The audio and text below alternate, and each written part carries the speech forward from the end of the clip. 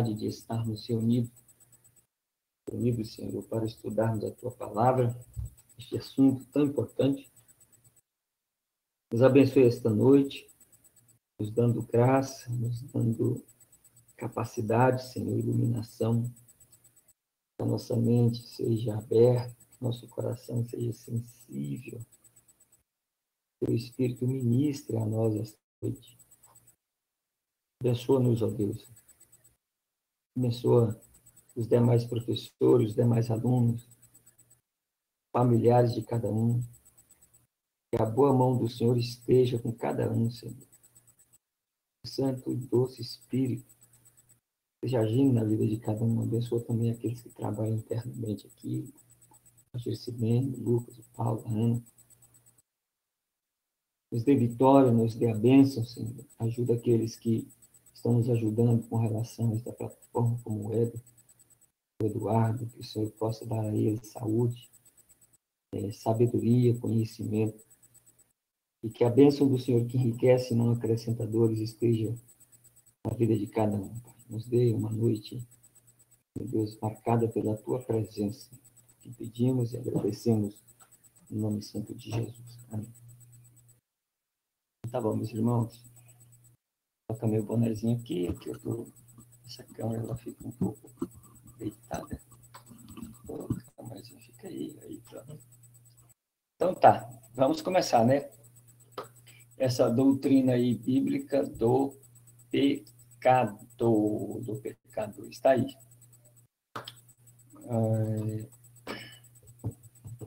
A primeira coisa que a gente tem que fazer é entender mais ou menos essa pequena introdução, né? Está aí, a grande parte das passagens proféticas dedica-se ao milênio, desenvolvendo e demonstrando seu caráter e suas condições, mais que qualquer outro assunto. Essa era milenar na qual os propósitos de Deus serão totalmente realizados na Terra exige atenção considerável. Faremos aqui uma tentativa de reconstruir, com base nas próprias Escrituras, os fatos e os aspectos essenciais desse reino. Embora muito tenha sido escrito sobre o milênio, o que é claramente revelado na Bíblia é o nosso único guia quanto à natureza e ao caráter desse período. Para lembrarmos, não podemos esquecer que nós temos aí basicamente três correntes milenistas, né? O amilenismo, o pós-milenismo e o pré-milenismo, né?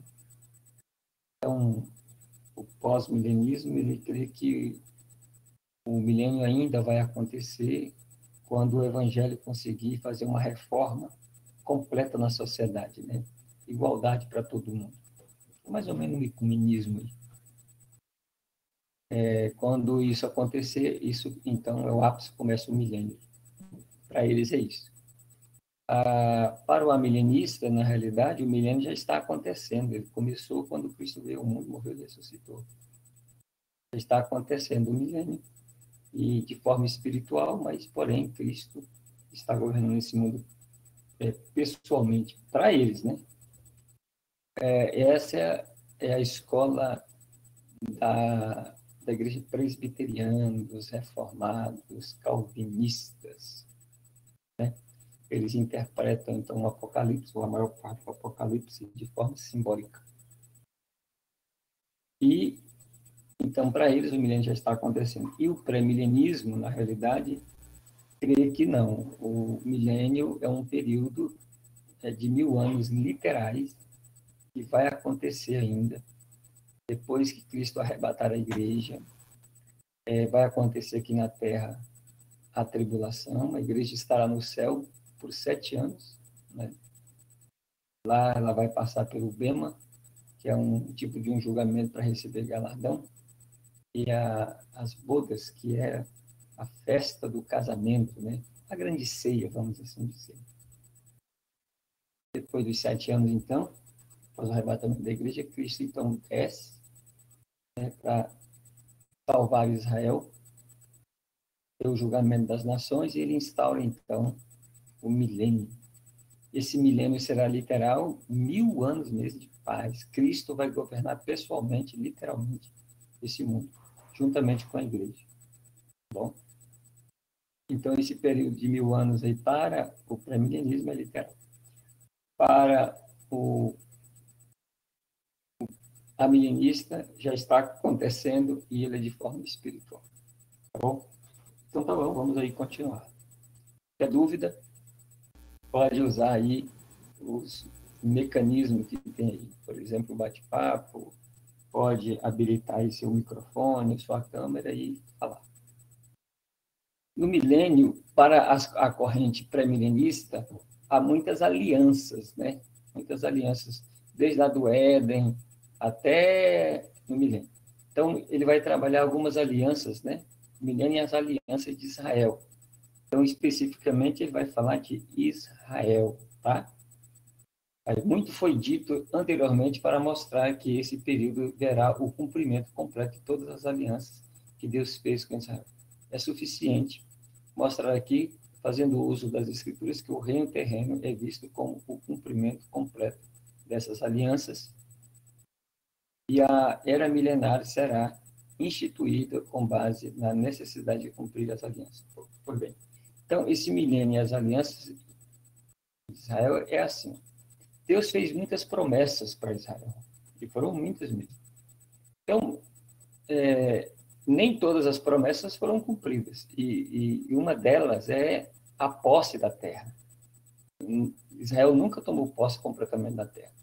Então, tem que haver um período para que essa promessa de Deus se cumpra, né? Que aí será no milênio. Então, no milênio, Deus vai fazer com que Israel ocupe toda a terra que ele, então, tinha dado para Israel. Então, vamos ver essas alianças, né? Aliança abraâmica, as promessas da aliança abraâmica a respeito da terra e da descendência são cumpridas na era milenar. Eu não quero nem ler esses versículos, quero mais ler mesmo o texto. Bom, para nossa compreensão, mas o fim de cunho teológico, tá? A perpetuidade de Israel, sua posse da terra e sua herança das bênçãos estão diretamente relacionadas ao cumprimento desta aliança. Então, é preciso cumprir essa aliança para que Israel continue sendo o povo de Deus, a nação de Deus, né? A segunda aliança, a aliança davídica, né? As promessas da aliança davídica a respeito do rei, do trono e da casa real são cumpridas pelo Messias na era milenar. O fato de Israel possuir um reino governado pelo filho de Davi baseia-se nessa aliança davídica. Vocês se lembram que Deus falou para Israel, falou para Davi, né, que nunca faltaria filho, né, dele para se assentar no trono de Israel. E o filho maior dele é Cristo, né? Jesus Cristo, filho de Abraão, filho de Davi. Não é mesmo? Mateus, capítulo de número 1, a verso 1, quando está falando da genealogia. Quando fala, Jesus mesmo fala no Apocalipse capítulo de número 1, eu sou a raiz da geração de Davi. Então está tudo ligado a ele. Ele começa, nele continua e nele se cumpre. Então todas essas alianças têm que ter um cumprimento final, e aí será no milênio. Aliança palestínica. As promessas da aliança palestina a respeito da ocupação da terra são cumpridas por Israel na era milenar. Essas referências à ocupação da terra prometem o cumprimento da aliança palestina. E essas aí, Isaías 11, verso 11 a 12, 65, verso de número 9, Ezequiel 16, verso 60 a 63, Oséias, capítulo 1, verso 10 ao capítulo 2, verso 1. Então, são vários os textos, né? Não precisamos aqui ficar citando eles. Mas algumas pessoas já chegaram. Bem-vindo a vocês que acabaram de chegar. Então, existe entre essas todas, né, a aliança abraâmica, a aliança davídica, a aliança palestínica, a nova aliança, né? Deus fez uma nova aliança. E vamos ver, então, o que quer dizer isso. As promessas da nova aliança, no tocante a um novo coração, ao perdão dos pecados e à plenitude do Espírito Santo, são cumpridas para com a nação convertida na era milenar. Vocês se lembram aqui, ó? Aula de número 14, irmã Débora. Aula de número 14. Jeremias 31, 34, quando fala que Deus escreveria as leis no coração deles e tal. Falando para Israel, né? Aquilo ali, para Israel. Isso nunca cumpriu, né? Também falou que vai fazer com que o Espírito Santo habite, né, de forma intensa, poderosa, em toda a nação, que também ainda não aconteceu. Vai acontecer isso onde, professor João? No milênio. Né? Todas as bênçãos espirituais que Israel recebe são cumprimento dessa aliança. Observe-se, assim, que a era milenar traz consigo pleno cumprimento de todas as promessas de Deus para com a nação de Israel. Que coisa maravilhosa. Está me dizendo que aquela profusão do Espírito Santo vai se cumprir plenamente em Israel lá no milênio? Sim, sim, é lá no milênio que vai cumprir. Derramarei do meu Espírito sobre toda a carne, toda a carne, toda a carne. Sobre Israel não foi derramada ainda, sabia? Vai ser derramada lá ou naquele período chamado milênio. Isso é muito importante. Então, beleza, entendido. Só para aqueles que chegaram agora, então, essa ideia dessa escola é a ideia pré-milenista, a ideia que nós adotamos, né?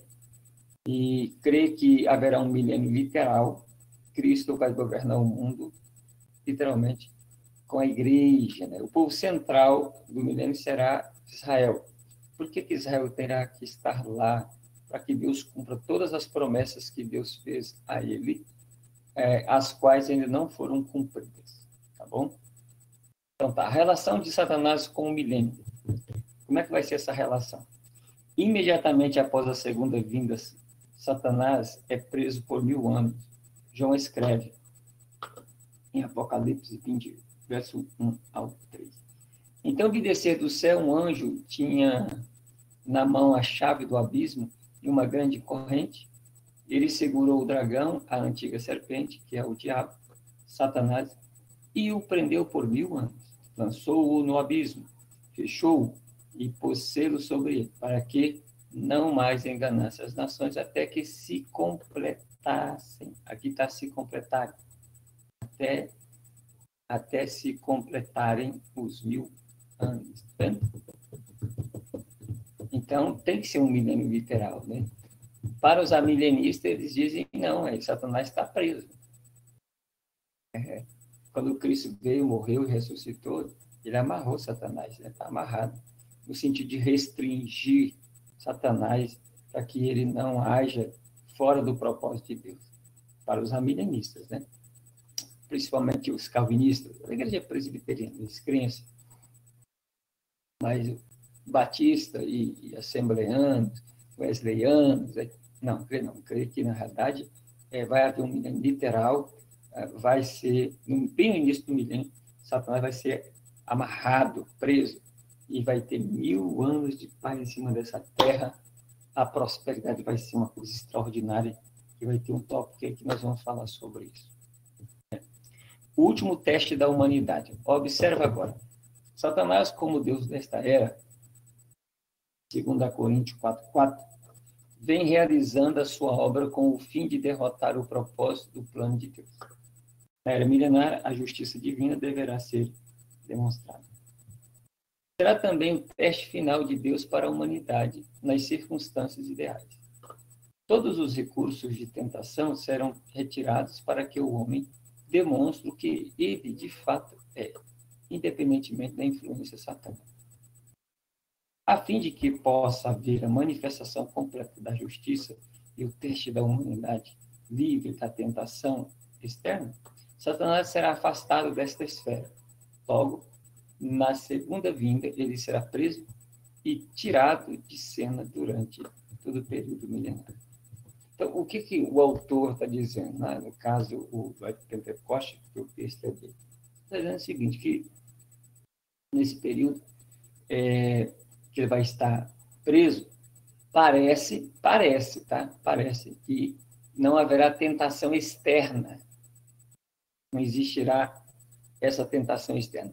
Eu acho que haverá tentação, sim, externa. Não motivada por Satanás. Não motivada por Satanás, entendeu? Satanás vai estar preso. Por demônios, também eles não terão nenhum jeito. Vai prender Satanás e os demônios vão ser presos? E se os demônios não forem presos? Né? Tá. Suponhamos que eles estejam presos. Então, por que não vai ter tentação? As pessoas vão continuar vivendo normalmente no milênio, debaixo do governo de Cristo, mas terá posição. Portanto, a questão do poder, a questão da fama, a questão do dinheiro, a questão do orgulho, a questão da lascívia, a questão da promiscuidade, né? A visualização de alguma coisa, ouvir alguma coisa. Então, eu acho que haverá, sim, haverá algum tipo de estímulo externo, não como há hoje, como o diabo hoje age de uma maneira terrível, poderosa, insinuante, intensa na vida das pessoas, né? Certo? Então, eu acho que haverá, mas não desse jeito. Então, eles estarão vivendo um período muito bom, a humanidade, muito boa. Quer dizer, só paz, só alegria, só justiça, só coisa boa. Mas será um teste para saber se esse ser humano, longe de uma tentação de Satanás, possa permanecer fiel, possa ser obediente, possa cumprir as leis de Cristo. Será que ele vai conseguir? Será? Lembre-se que dentro do ser humano tem a velha natureza, né? Amém. Então, passemos agora para a relação de Cristo com o milênio. Como é que vai ser essa relação de Cristo com o milênio? Lembrando que a relação de Satanás com o milênio é que ele estará preso, tá bom? E a relação de Cristo com o milênio, como é que vai ser? É evidente que não há e nunca haverá um reino teocrático na Terra sem a presença pessoal e manifesta do Senhor Jesus Cristo. Toda a era depende do seu retorno à Terra como prometido. Tudo o que existe no milênio tem origem no rei revelado. Como pode a maldição ser anulada, a morte ser derrotada? Todo o mal amedrontador pertence ao homem e à natureza ser eliminado e grandes bênçãos ser obtidas? Tudo isso deverá ser concretizado no reino sob o governo do Messias e não o será sem uma portentosa demonstração de poderes sobrenaturais. Acima de tudo que o mundo já testemunhou e além do entendimento do homem fraco e mortal com seus poderes limitados. E esse texto é muito legal porque ele questiona a questão seguinte: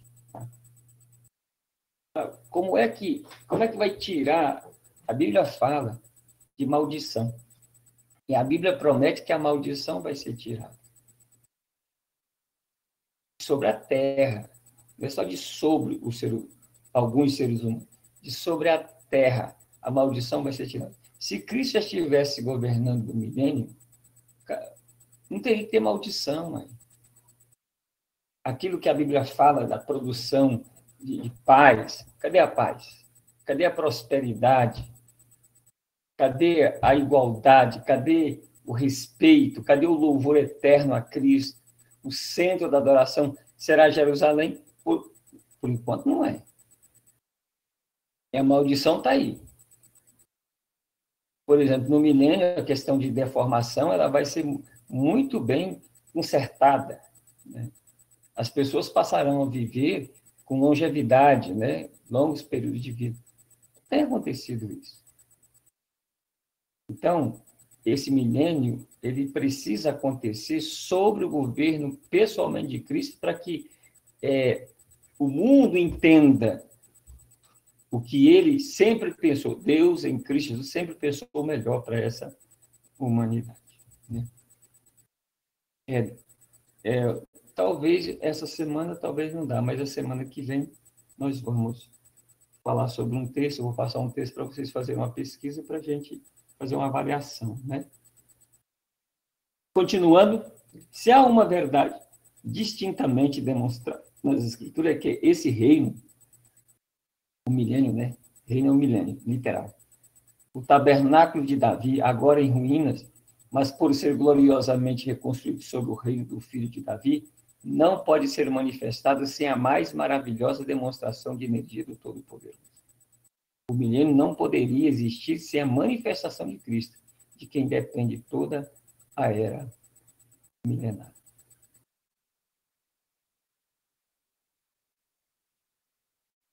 Os nomes e títulos aplicados a Cristo no milênio. Alguns aspectos do relacionamento que Cristo mantém para com o milênio são observados nos muitos nomes e títulos a ele conferidos durante esse período, cada um sugerindo alguns fatos sobre sua pessoa e obra nesse período. Então, vamos ver esses nomes, né? Um deles é o nome renovo, né? Aqui, renovo. Essas referências aí, como Isaías 4:2, 11:1, Jeremias 23:5, 33:15, Zacarias 3:8-9 e 6:12-13. O Scofield comenta um nome de Cristo usado de 4 maneiras. Por exemplo, em Isaías 4:2, o renovo do Senhor. Está vendo? O renovo do Senhor. Quer dizer, o caráter de Cristo como Emmanuel, que será plenamente manifesto ao Israel restaurado e convertido no seu retorno em glória. Segundo, o renovo de Jessé, Isaías 11:1.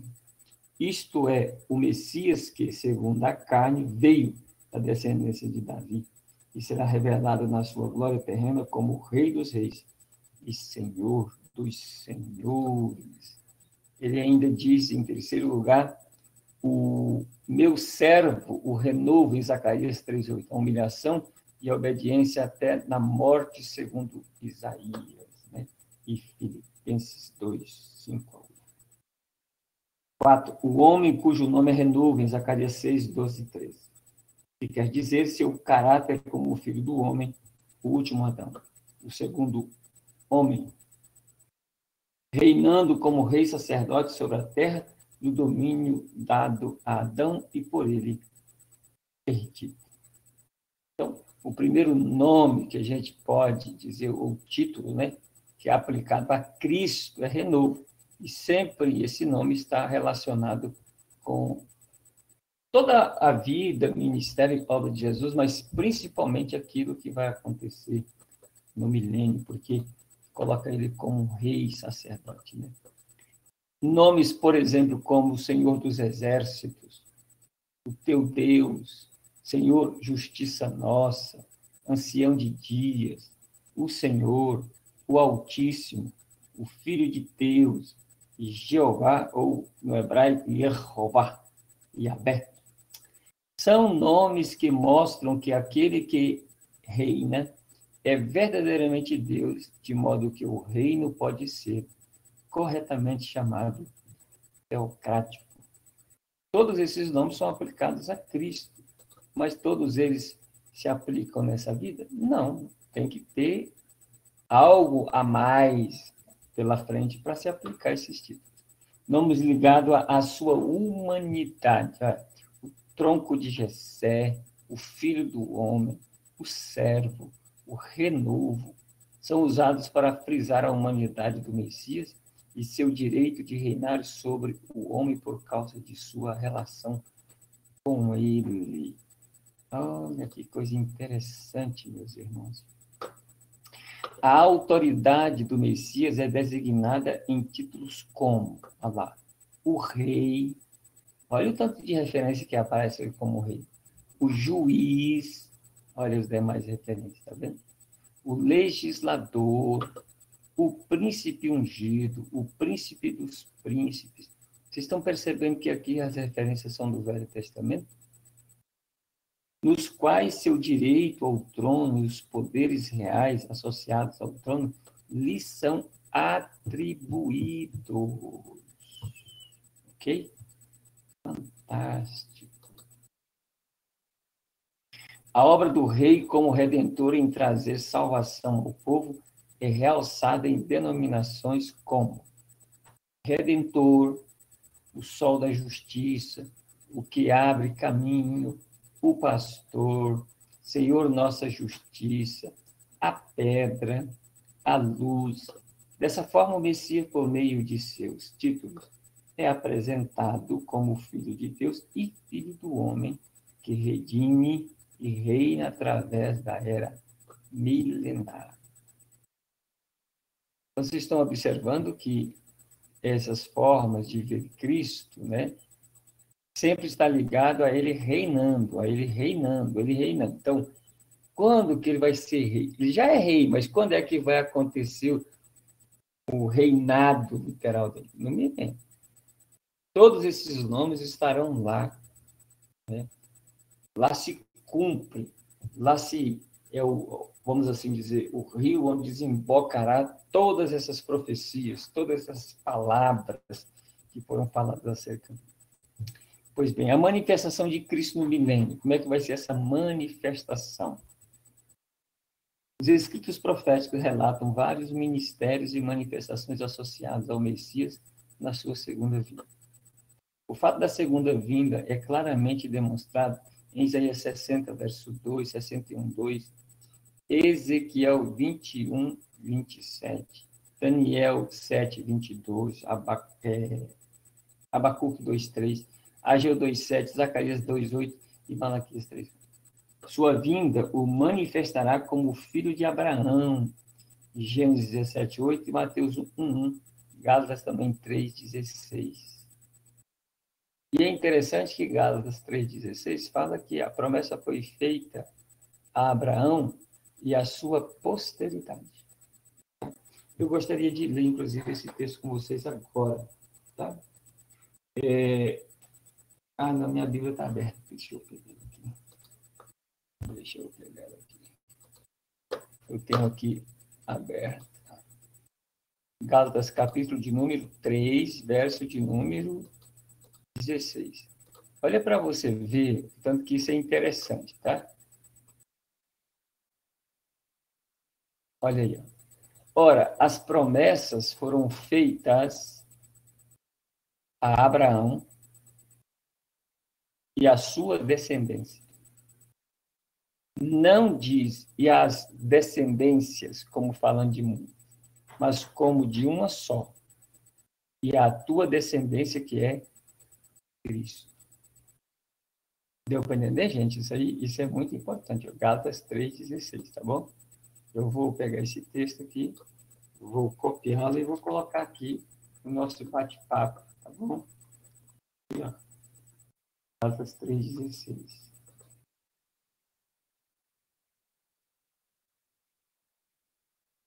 Então, tá aí, para vocês verem, certo? Eu gostaria que você atentasse para esse texto, porque o que ele diz? Ora, as promessas foram feitas a Abraão e a sua descendência. Tem texto que fala, e a sua posteridade. Descendência, posteridade, tem texto que fala, e a sua semente.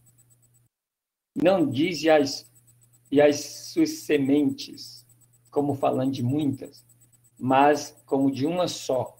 E a tua semente, o teu descendente, a tua posteridade, que é Cristo. Então, quando Deus fez as promessas lá para Abraão, lá falou que nele seriam benditas todas as famílias da terra. E aí todo mundo pensa que a promessa foi feita em Isaac, né, gente?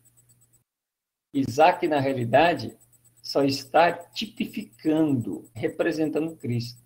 Mas as promessas foram feitas a Cristo. Tá bom?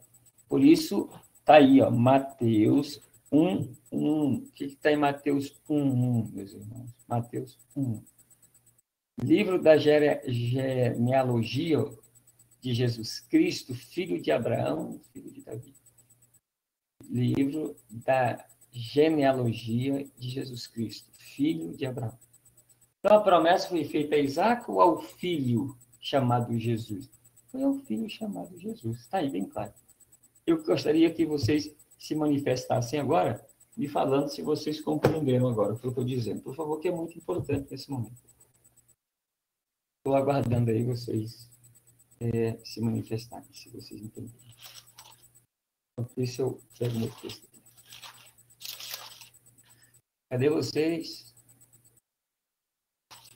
Ó, compreendi. Beleza. Beleza.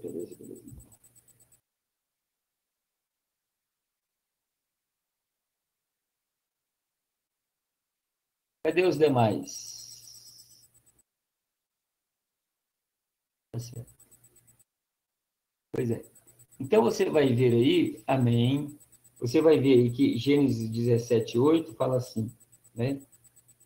Dar-te-ei à tua descendência a terra das tuas peregrinações, toda a terra de Canaã, em possessão perpétua, e serei o seu Deus.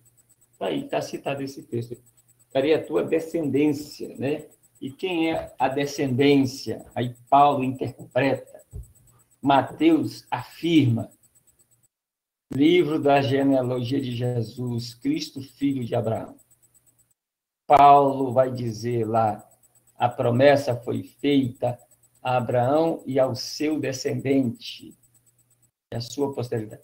E a sua posteridade, o seu descendente, é Cristo. É Cristo. Muito bem. Então, existe uma promessa para ser cumprida. Está mais do que claro isso. Então, essa manifestação de Cristo no milênio tem que acontecer como descendente aí de Abraão. Sua vinda o manifestará como filho de Abraão, na qual ele possuirá a Palestina em nome de Deus e instituirá o reino com a descendência de Abraão. Então, a Palestina é de quem, gente? De Cristo, viu? Do descendente de Cristo. Além de toda a terra, a Palestina, nesse caso, porque ele vai cumprir as promessas para Israel. Como Cristo se manifestará? Vamos ver? Olha lá. Ele será manifesto como filho de Davi, em cuja função, como herdeiro digno do trono, assumirá o trono e nele reinará. Ele será manifesto como filho do homem, e como tal executará julgamento quando o reino for estabelecido e através dos tempos. Ele será manifestado como o rei teocrático de Deus, a fim de ser o rei da justiça, o rei de Israel, o rei dos reis e o rei de toda a terra. Ele precisará desse período para que essas promessas se cumpram nele, ele se manifeste, como também toda a humanidade perceba isso e receba isso. Como Cristo se manifestará? Continuando, ele será manifesto como o Deus Filho, a fim de que se possa dizer que o tabernáculo de Deus está com os homens, como Apocalipse 21, verso de número 3 diz. Nessas manifestações, ele realizará a obra do Redentor, ele realizará a obra também do juiz, também do galardoador do povo santo, do mestre, rei, do profeta, do legislador, do pastor. E se manifestará com todas esses nomes, essas funções, essas qualidades. Será um período de manifestação da glória de Cristo. O milênio será o período da plena manifestação da glória do Senhor Jesus Cristo. Haverá a manifestação da glória associada à humanidade de Cristo. Haverá glória de um domínio glorioso, no qual Cristo, em virtude da sua obediência até a morte, receberá o domínio universal para restabelecer o domínio que Adão perdeu. Haverá um governo glorioso, no qual Cristo, como filho de Davi, receberá poder absoluto para governar. Pastor, mas ele já não recebeu? É me dar todo o poder nos céus e na terra? Sim, ele está já fazendo as coisas acontecerem, né? Não tiramos esse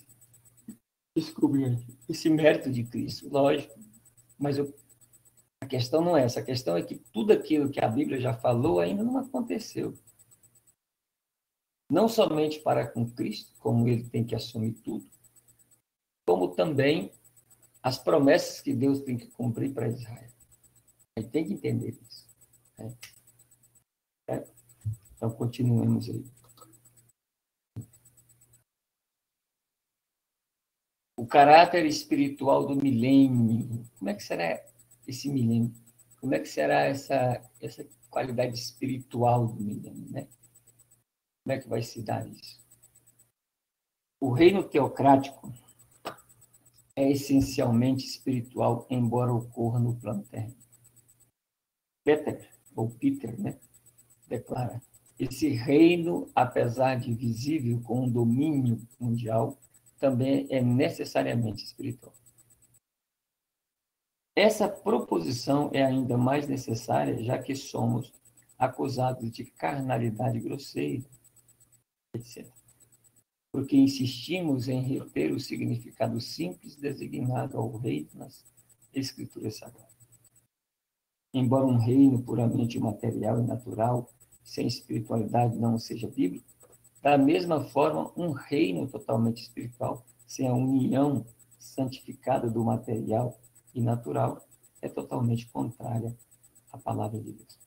O que ele está colocando aqui é justamente para combater aquela ideia, né, do calvinismo que diz que o milênio é totalmente espiritual, ele já está acontecendo para eles, entendeu? E não é verdade, porque as promessas não têm como se cumprir. Como é que Cristo está governando o mundo, que a ideia é governar o mundo, e principalmente Israel, né? E as coisas vão de mal a pior, sendo que as passagens da Bíblia que fala de Cristo governando o mundo, tudo vai se arranjar, vai ficar tudo no devido lugar, vai ter ordem, vai ter justiça, vai ter paz, né? Não vai haver roubo, não vai ter assassinato, percebe? Vai ser uma coisa gloriosa. Mas a gente vê que está tudo indo de mal a pior.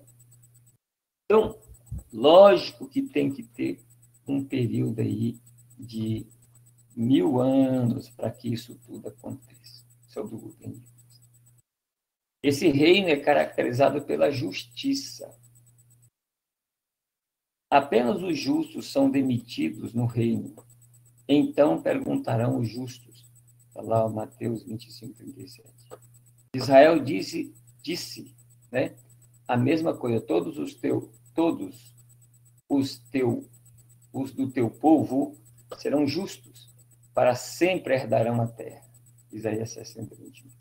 As portas de Sião estão abertas para que entre a nação justa, que guarda a fidelidade. Isaías 26. No milênio, a justiça torna-se sinônimo do Messias. As palavras-chave do reinado milenar de Cristo são justiça e paz, sendo a primeira a raiz e a segunda o fruto. O povo do Messias habitará em moradas de paz, em moradas bem seguras e em lugares quietos e tranquilos. Oh, que coisa boa, hein, irmãos? Que coisa maravilhosa. Louvado seja o nome de Jesus por isso. Caracterizado pela justiça. O reino caracterizado pela obediência. Um propósito essencial da criação era estabelecer um reino no qual houvesse obediência completa e voluntária da parte dos súditos. A árvore foi colocada no jardim como um teste de obediência. A desobediência veio logo em seguida. Deus não abriu mão de seu propósito de trazer todas as coisas à sua sujeição. Paulo declara tal propósito em Efésios 1, 9 e 10.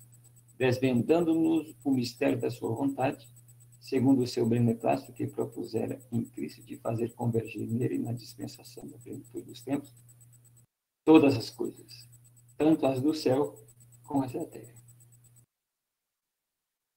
Então, quando ele fala, eles citam esse texto, vão dizer nessa plenitude dos tempos aí, eles chegam a dizer que essa plenitude dos tempos aí é, na realidade, o milênio, tá bom?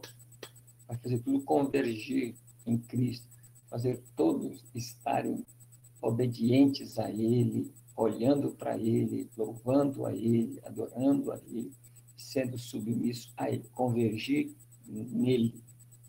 Tá bom? Essa é a grande ideia do texto.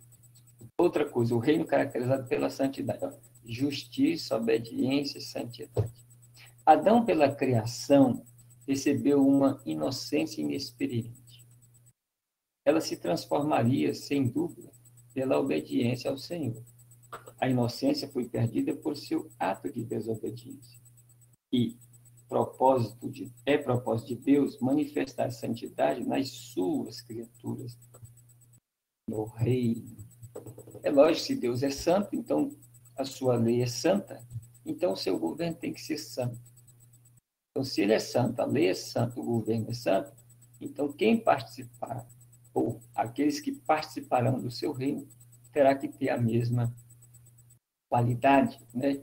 Lembremos-nos que a oração do Pai Nosso é: venha o teu reino, venha o teu reino, venha o teu reino. Essa é a oração do Pai Nosso. Venha o teu reino. Pastor, mas esse reino ele não veio, parece que os calvinistas estão certos. Entendeu? Se ele já veio, então, como é que as promessas que referentes a Israel se cumpriram? Como é que os nomes dados a Cristo, tudo convergiu em Cristo? Cadê? O mundo não convergiu para Cristo. Cristo não é o centro. Não é ainda. Percebe? Tem que entender isso. Pois bem, continuemos. O reino caracterizado pela verdade. É motivo de julgamento o fato de que o homem ter mudado a verdade de Deus em mentira.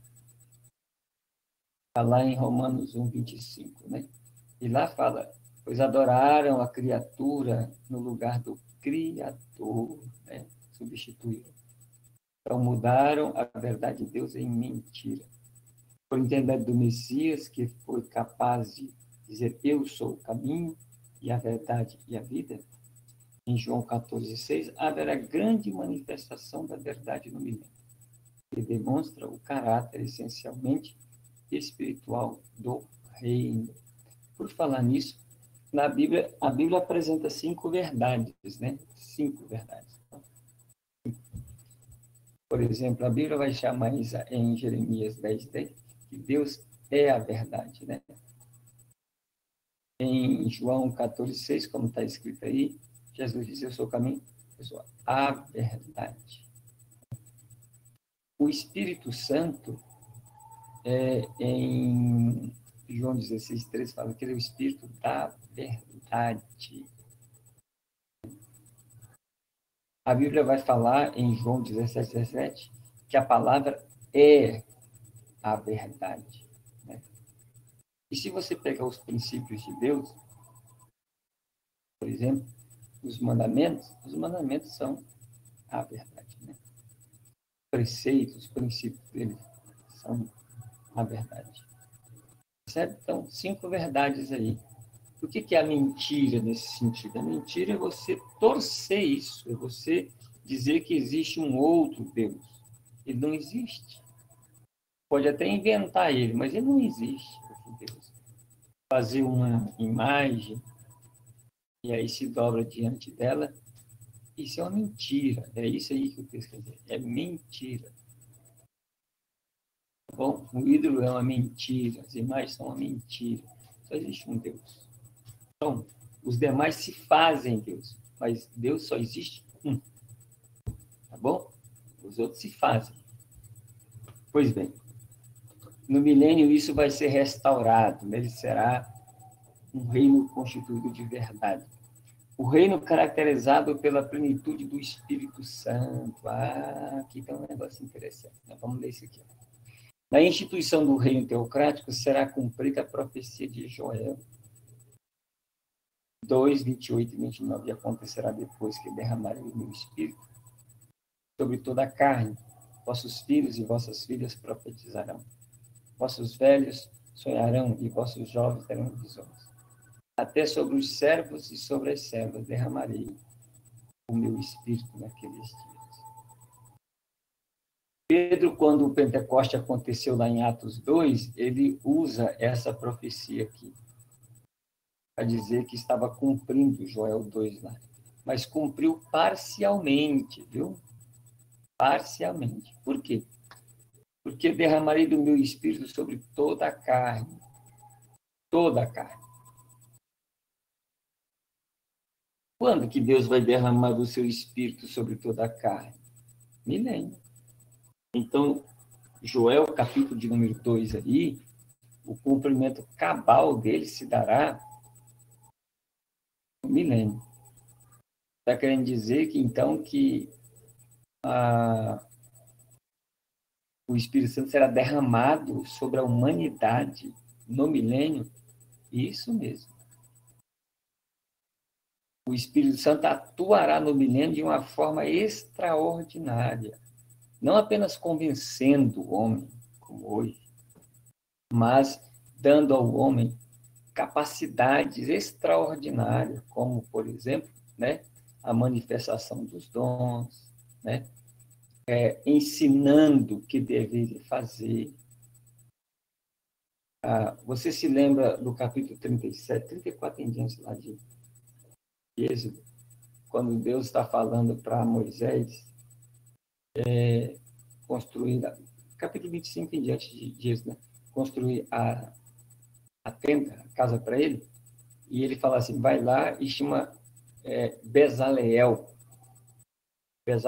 e Aholiabe, Bezaleel, e eu tenho o enchido do espírito de sabedoria para, vai falar lá para um artesão, né, lavrar em madeira, em pedra, tecer, sabe? O Espírito Santo dando capacidade de fabricar artesanato. Então, dá para entender que o Espírito Santo estará atuando tão forte na humanidade que a tecnologia, o Espírito Santo vai dar inteligência para as pessoas, aumentar a ciência, os estudos, a plantação, o cuidado da vida, o cuidado das coisas. Vai ser uma coisa extraordinária, meus irmãos. E a alegria e o gozo que vai ter, né? Então, esse período é um período que vai cumprir essa promessa para Israel. Lembrando que Deus está falando nessa profecia para Israel, viu? E que cumpriu na igreja parcialmente. Tá bom?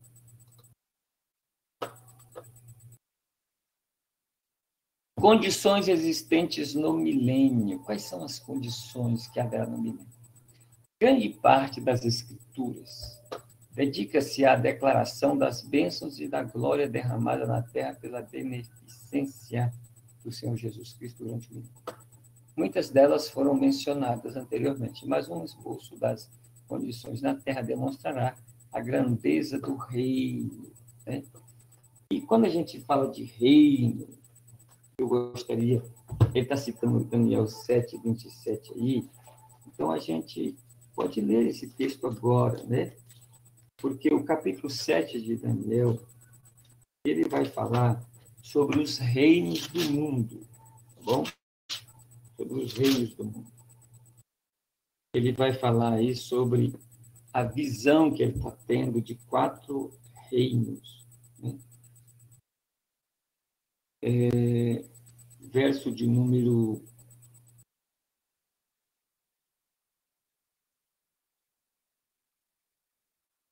Verso número 6. Verso 5, desculpa. Continuei olhando e eis do animal... Não, desculpe. É o verso 4. O primeiro era como leão. O primeiro animal era como leão. Asas de águia, enquanto eu olhava, foram-lhe arrancadas as asas.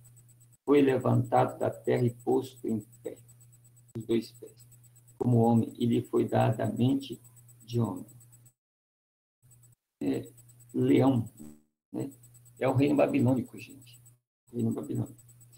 Verso 5. Continuei olhando, e eis aqui o segundo animal, semelhante, o qual se levantou sobre os lábios, na boca, entre os dentes, trazia 3 costelas, e levanta-te e devora muita carne. Depois disso, continuei olhando, e eis aqui outro semelhante. Tá, no verso 5, então, quem é o urso? É o reino medo-persa. Então, o Medo Persa venceu o leão, venceu os romanos. Depois disso, continuei olhando e eis aqui outro animal semelhante a um leopardo, que tinha nas asas de ave, tinha também este animal 4 cabeças. E, que animal é esse? É um reino, né? Leopardo, a Grécia. Quem venceu o... Tá bom? Agora observe. Depois disso, eu olhando nas visões da noite, e eis aqui o quarto animal, espantoso e sobremodo, o qual tinha grandes dentes de ferro. Ele devorava e pisava aos pés que sobejavam. Era diferente de todos os animais que apareceram antes dele e tinha 10 chifres. Estando eu ao chifre, os chifres, eis que entre eles subiu outro pequeno. 3 dos primeiros chifres foram arrancados, e eis que neste chifre havia olhos como os de homem e uma boca que falava com insolência.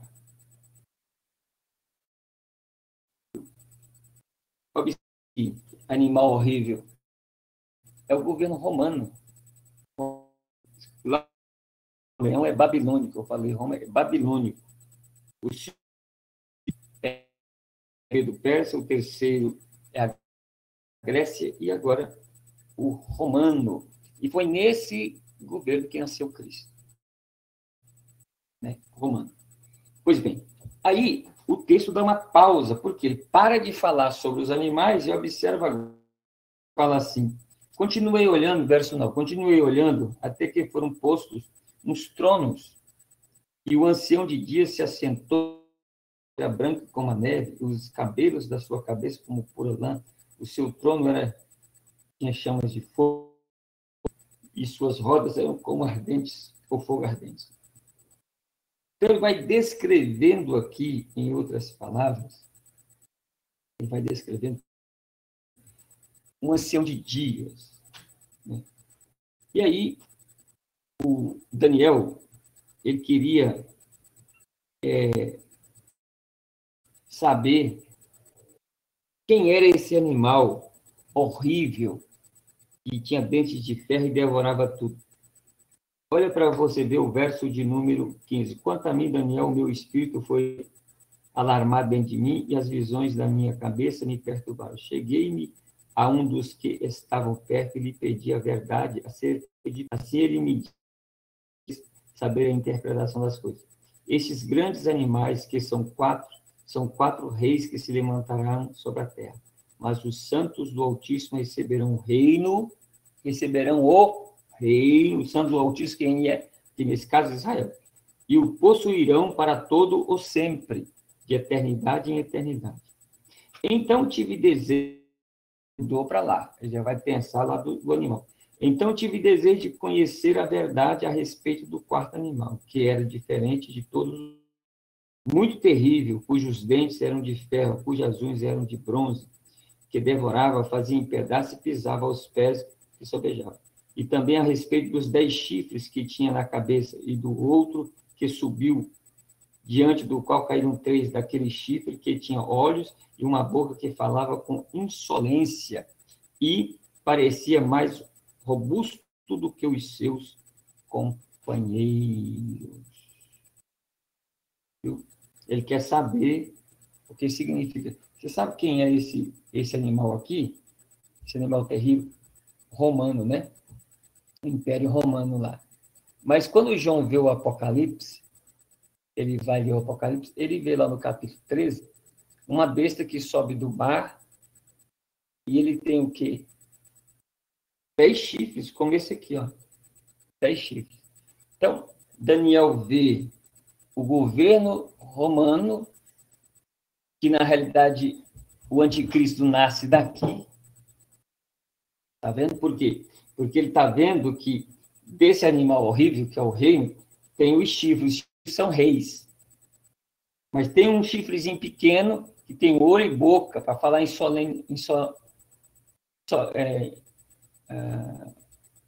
falar blasfêmia, vamos assim dizer. A palavra é essa, né?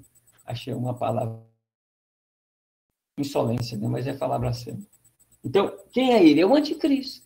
Então, o anticristo vai nascer do Império Romano, pastor, daquilo que é romano. Então, o capítulo 13 do Apocalipse, né? Eu quero ler com você, capítulo 13, animal. Então, que o anticristo vai sair daquilo que é romano, do Império Romano. Que tem romano hoje, então, olha aqui. Capítulo 13.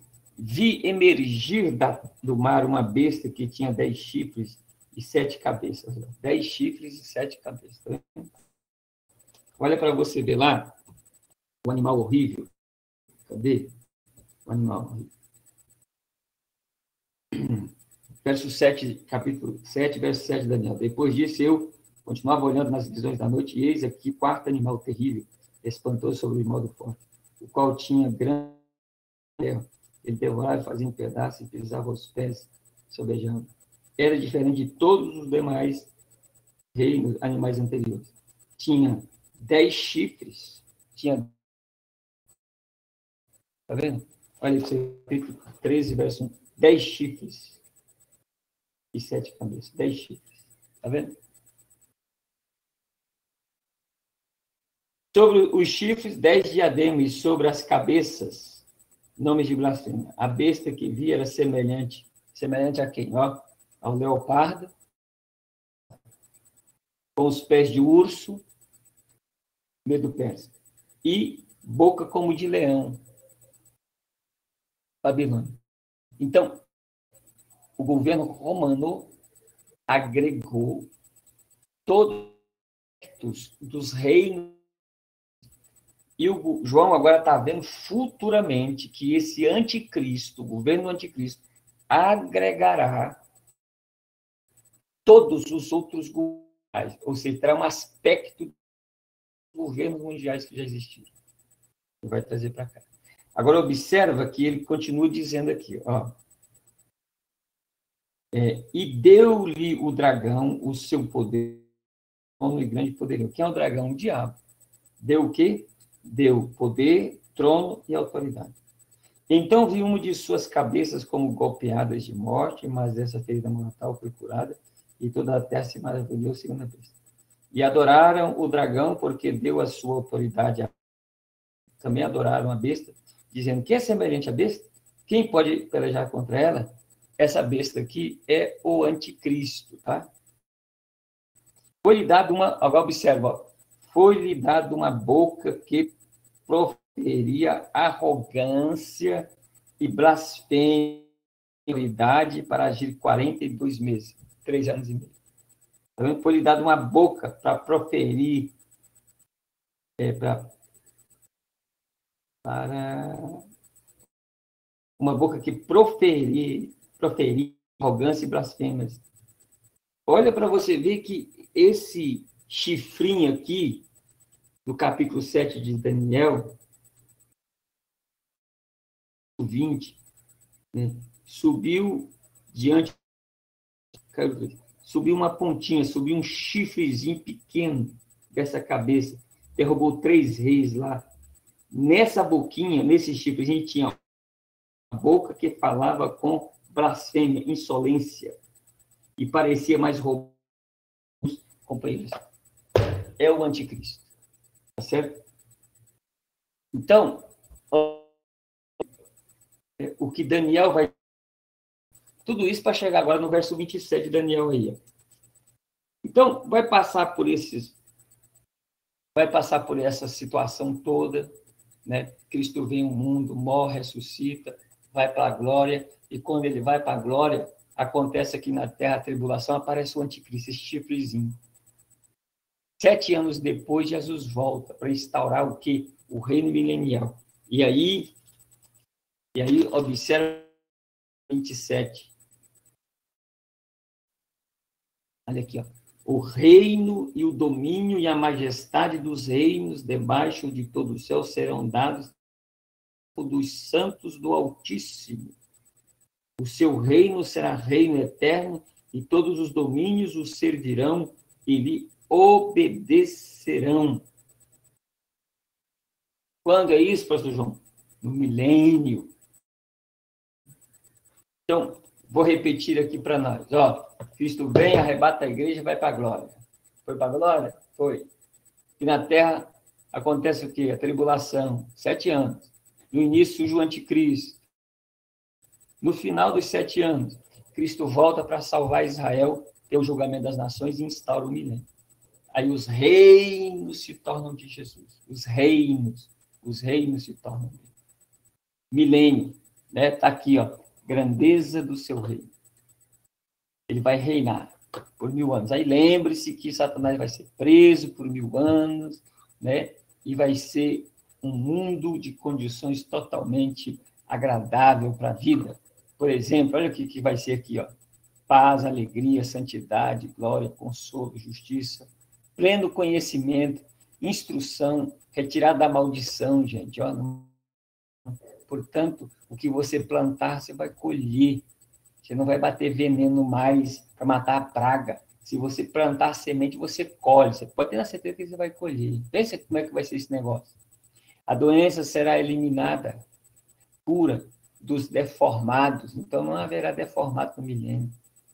Proteção, liberdade em relação à opressão, imaturidade, reprodução de vivos, trabalho, prosperidade econômica, aumento da luz, língua unificada, será uma língua única. Talvez teremos vários idiomas no mundo, mas terá uma língua única. Todo mundo vai falar a mesma língua. Adoração unificada, a presença manifesta de Deus, a plenitude do Espírito Santo, a perpetuidade do estado milenário. Eita glória, é muita glória para pouca gente. Glorificado é o nome de Jesus. Vai ser um reino espetacular. Pois é. O Sr. João lá vai ser bom demais? Vai. Não, lá não, vai ser aqui, né? Vai ser aqui na Terra. Alguns dizem que, os estudiosos dizem que a Jerusalém Celestial vai descer e vai ficar pairando sobre a Jerusalém terrestre lá em Israel. Quem vai viver lá em cima? Todo.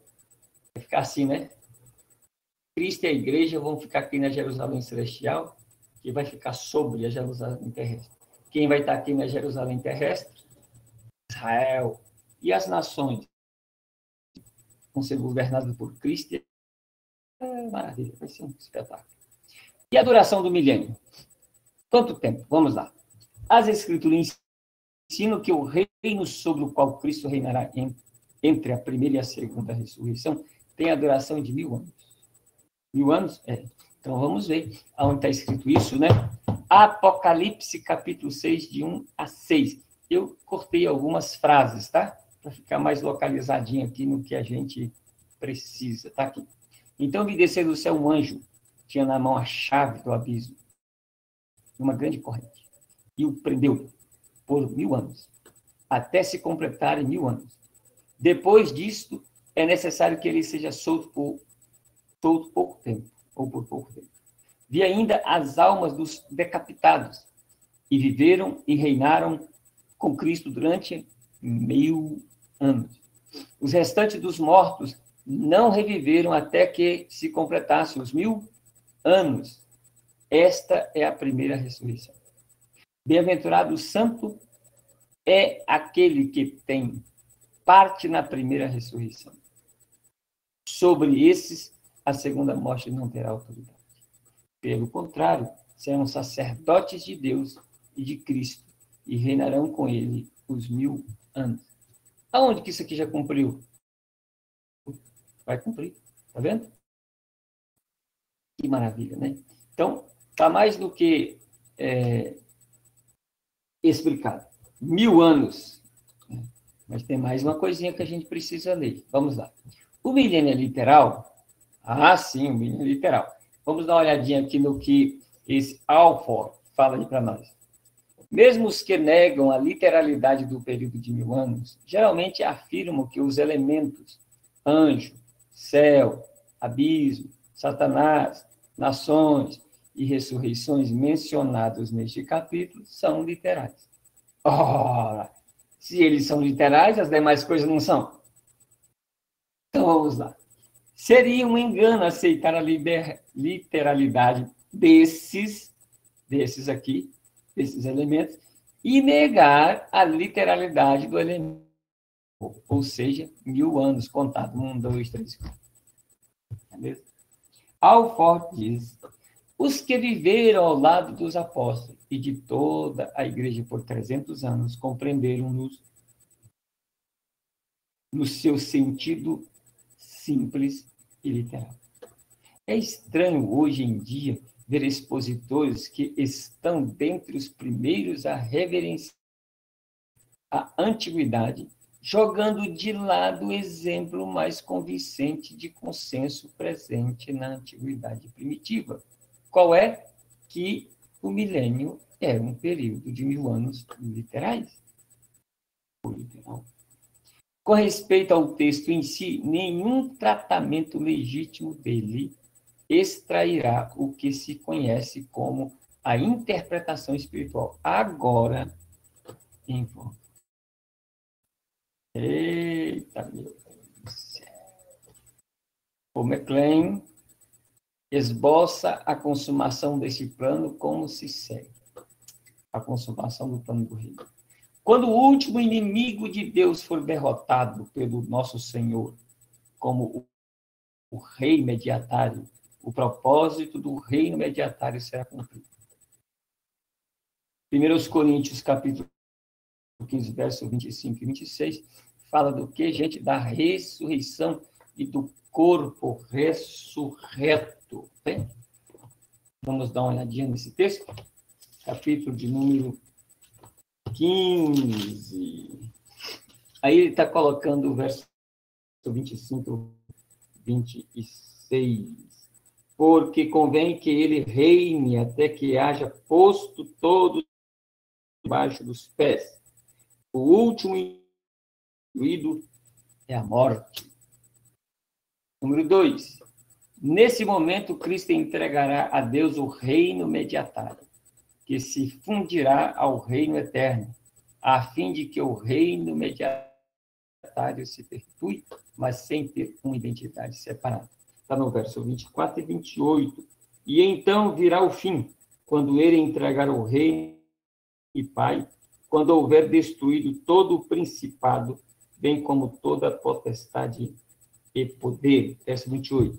Quando, porém, todas as coisas lhe estiverem sujeitas, então o próprio Filho também se sujeitará àquele que todas as coisas lhe sujeitou, para que Deus seja tudo em todos. Então, vai ter um fim, né? Vai ter um fim. Quando? Continuemos. 3. Isso não significa o fim do governo do Senhor. Ele apenas deixa de reinar como rei mediatário. Mas como filho eterno, segundo a pessoa do único e verdadeiro Deus, ele compartilha o trono com o Pai no reino final. E é verdade, né? Esse Apocalipse aí, 3:21, que ele fala que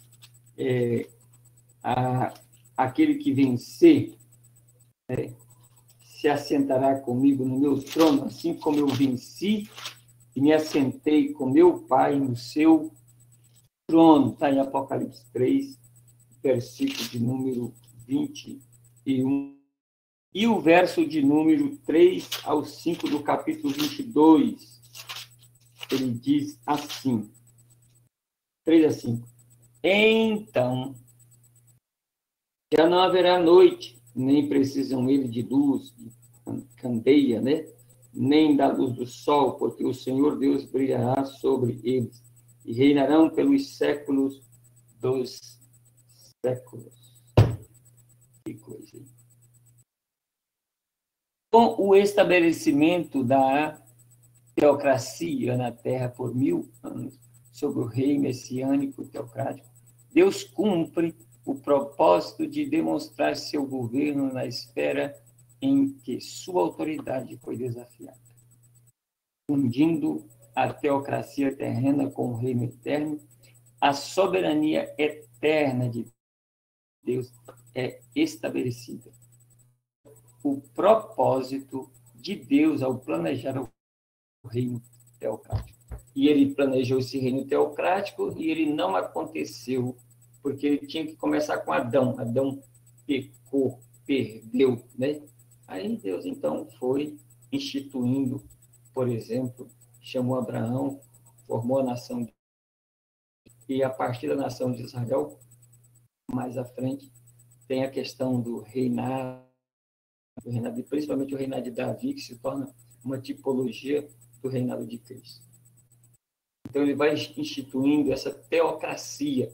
Deus é que governa através de sacerdotes, através de príncipes, através de poetas, através de sacerdotes, já falei, né? E através de reis. Ele é Deus é que governa, tá bom?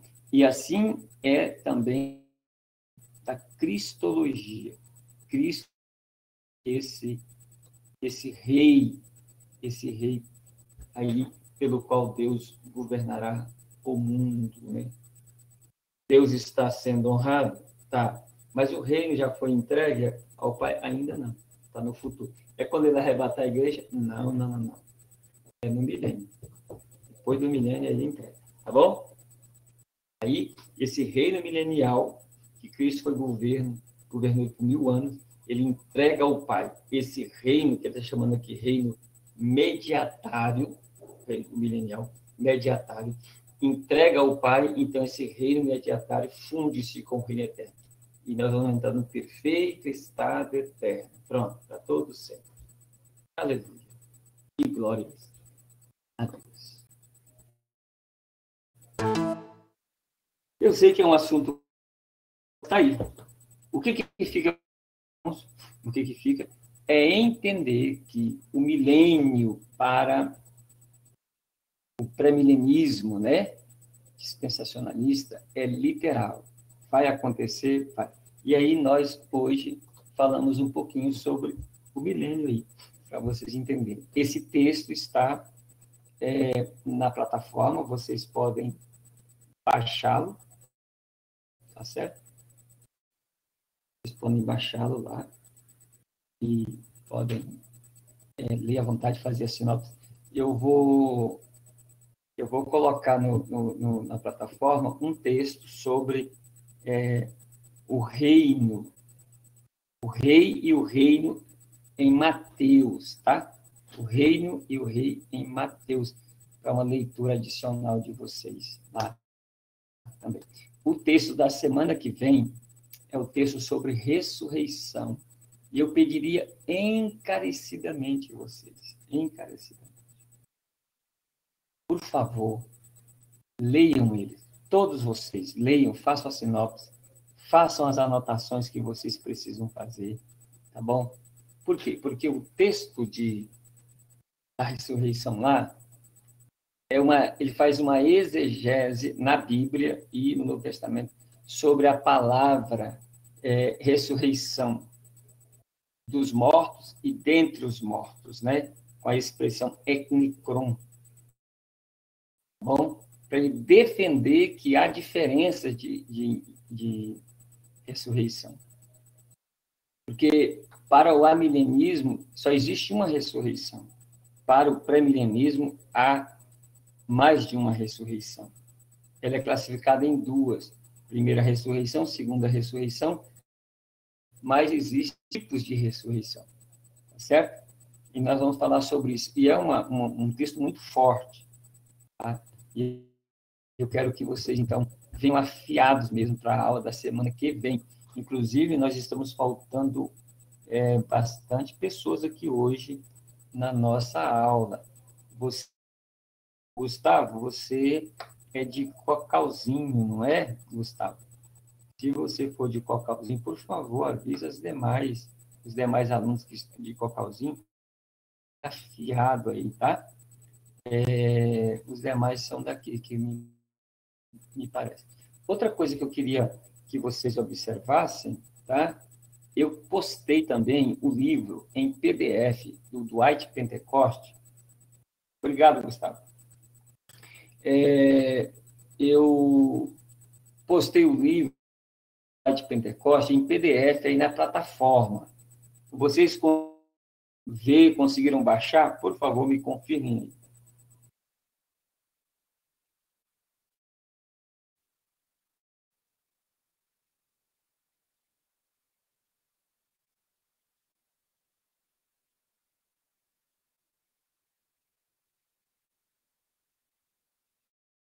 Eu estou aguardando vocês se posicionarem. Vocês conseguiram ver o livro em PDF, baixar, fazer download? Por favor, me confirma aí.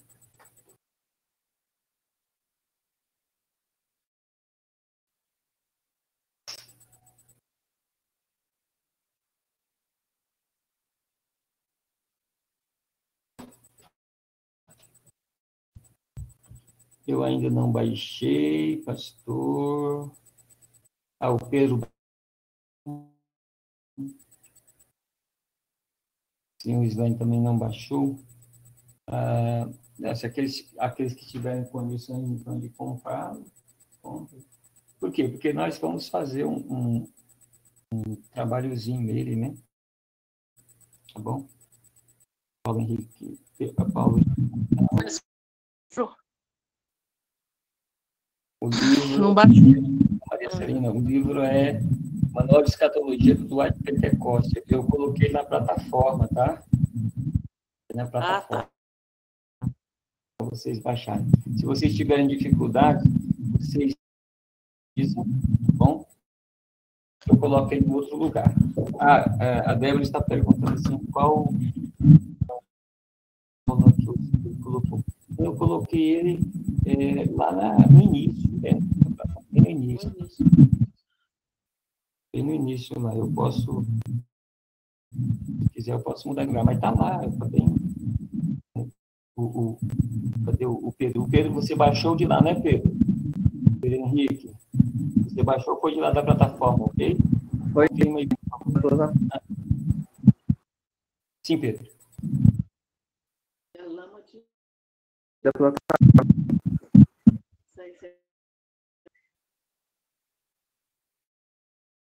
Você poderia repetir, Pedro?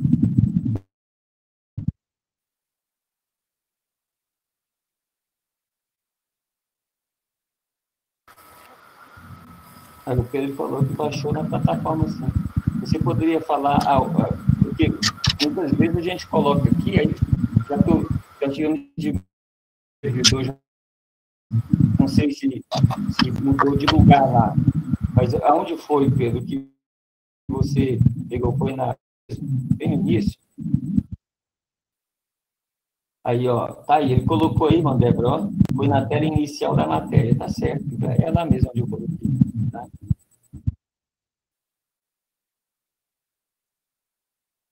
Ok, então, o que a gente precisa fazer, né? Vocês lembram que lá no início, na primeira aula, eu falei de um gráfico para vocês? Um gráfico, tem um gráfico. Né? Vocês lembram desse gráfico? Pois é, desse gráfico, né? Aquele gráfico dispensacional, pré-milenista, pré-tribulacionista, né? Então, eu vou, na semana de novo, vamos falar sobre a ressurreição, eu vou falar sobre ele. Por quê? Porque nós temos que fazer, além das sinopses, nós temos que fazer uma avaliação. Possivelmente, eu vou pedir para vocês, a Maria Celina está com Maria Celina, poderia desligar para nós, por favor? Possivelmente, eu vou pedir para vocês o gráfico. Então, o que vocês fazem? Eu vou orientar vocês, pode ficar tranquilo. E vocês, então, vão ter que encher esse gráfico. E como é que vai ser enchido esse gráfico, né? Vai ser tipo uma apresentação, tá bom? Vai ser no gráfico. Aqueles que não puderem, pode ser escrito mesmo, não tem problema. Mas eu passo para vocês depois, pode ficar tranquilo que eu não vou pegar ninguém no pulo. A intenção nossa aqui não é provar. A intenção é que a pessoa aprenda, tire as dúvidas, compreenda. Nós estamos de forma eletrônica, mas dá para aprender. Né? Ok, meus irmãos, então? Olha, o Paulo Henrique acabou de me dizer aqui que eu baixar. Aí, ó. Aí, irmã Débora, ó, o Paulo Henrique acabou de... Celina. Aí, o Paulo Henrique acabou de baixar aí o livro, ó.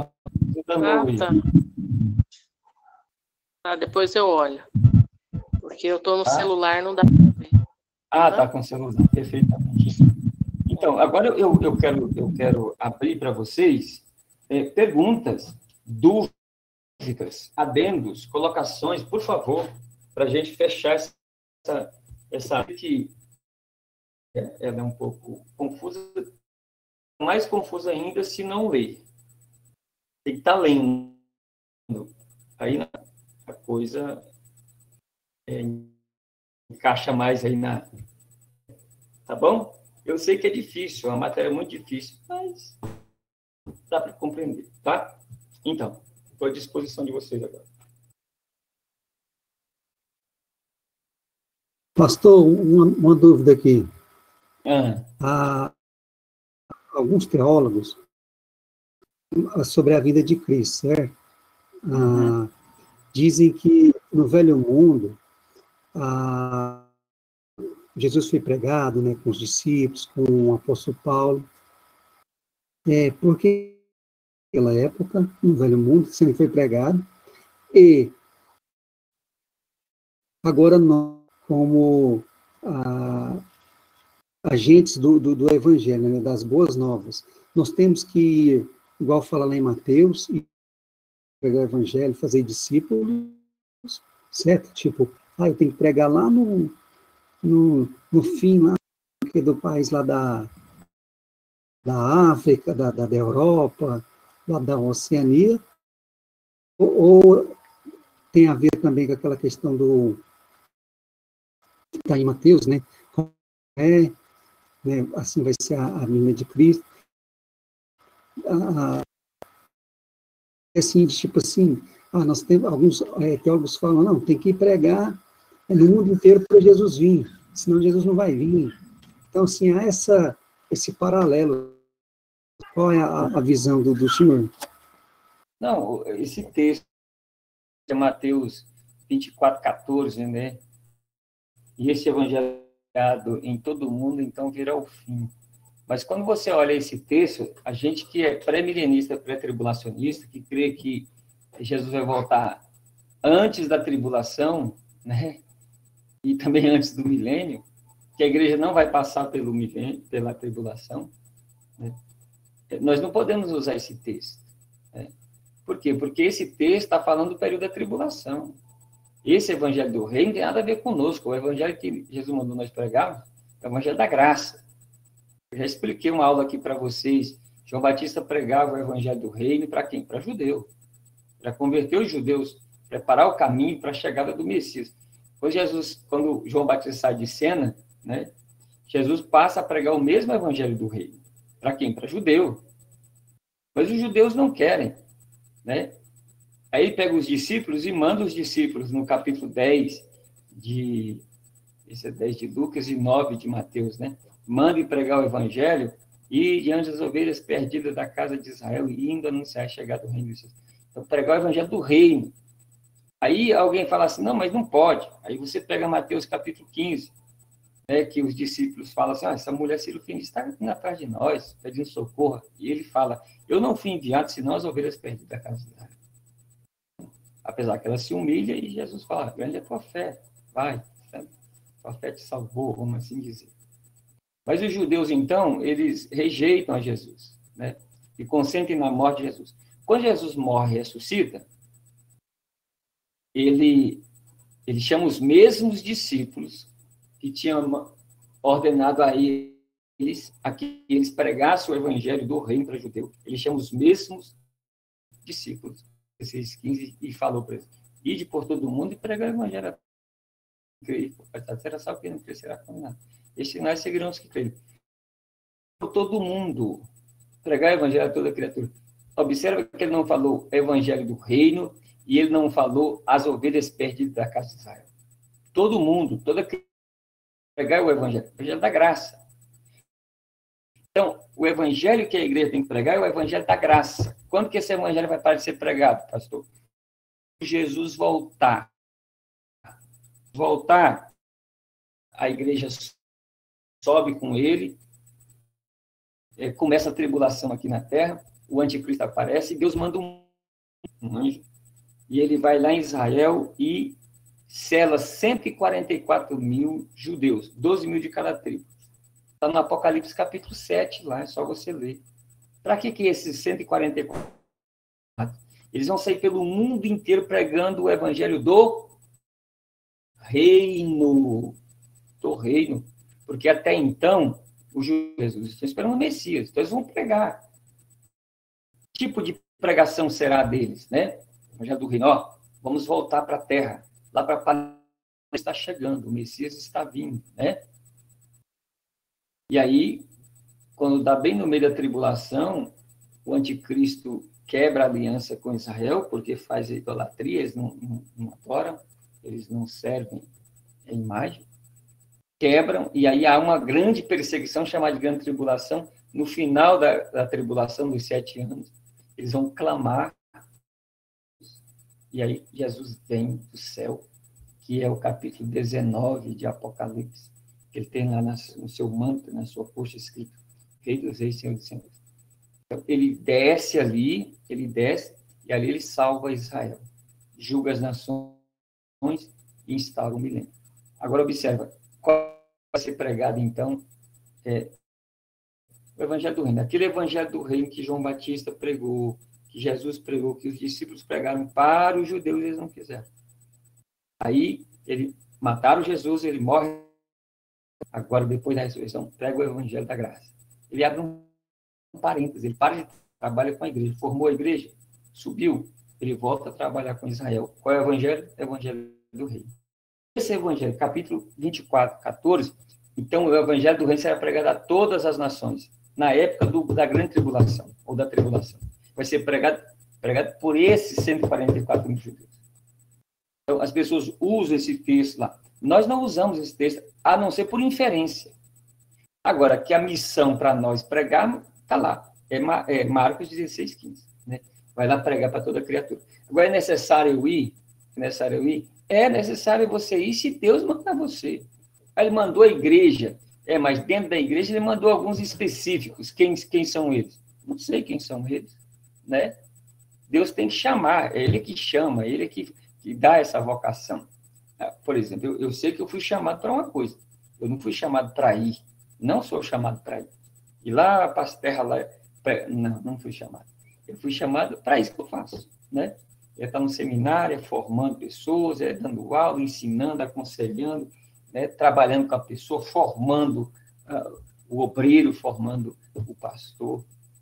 Isso eu tenho certeza que eu fui chamado, mas para ir lá para fora, não. Né? Agora, outra coisa que a gente tem que entender, pela Bíblia Sagrada, a gente vai lá no outro país lá, e a gente faz o trabalho e prepara as pessoas do lugar.